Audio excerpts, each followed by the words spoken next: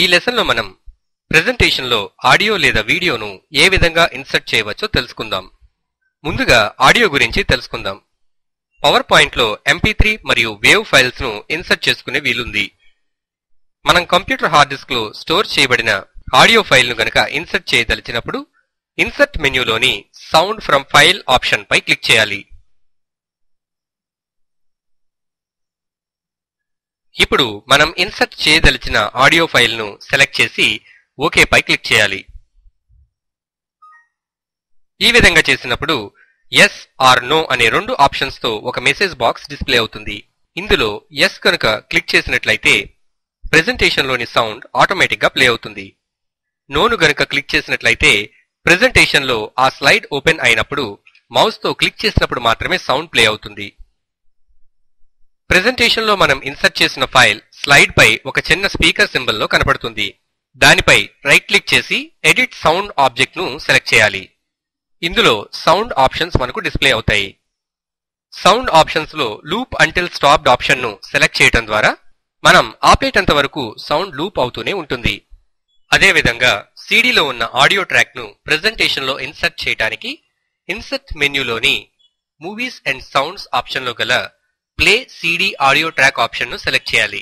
ఇందులో ఏ ట్రాక్ నుండి ఏ ట్రాక్ వరకు ప్లే చేయాలో, అదే విధంగా ఎన్ని సెకండ్స్ నుండి ఎన్ని సెకండ్స్ వరకు ప్లే చేయాలో స్పెసిఫై చేయవచ్చు.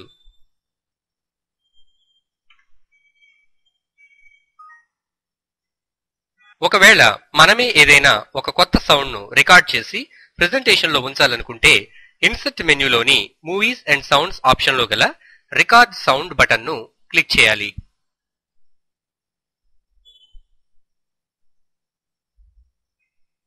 ఇప్పుడు ఒక సౌండ్ రికార్డర్ ఓపెన్ అవుతుంది.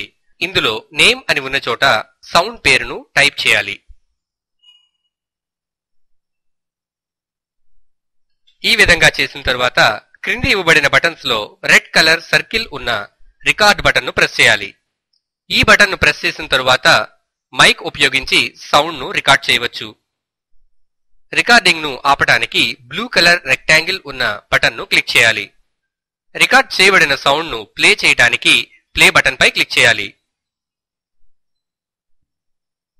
రికార్డింగ్ పూర్తి అయిన తర్వాత ఓకే బటన్ ను ప్రెస్ చేయడం ద్వారా ఆ సౌండ్ ను ప్రెజెంటేషన్ లో ఇన్సర్ట్ చేయవచ్చు.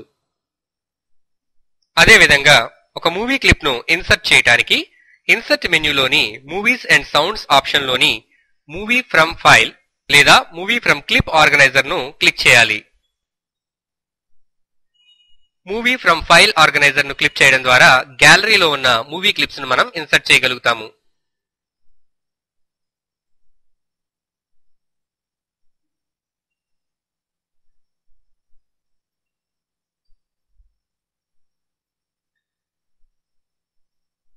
మూవీ ఫ్రమ్ ఫైల్ ఆప్షన్ ను క్లిక్ చేయడం ద్వారా హార్డ్ డిస్క్ లోని ఏదైనా ఒక మూవీ క్లిప్ ను సెలెక్ట్ చేసి దానిని ప్రెజెంటేషన్ లో మనం ఇన్సర్ట్ చేయగలుగుతాము. ఈ విధంగా ఇన్సర్ట్ చేయబడిన మూవీ క్లిప్ ను మనం రీసైజ్ చేసుకొని ప్లే చేయవచ్చు.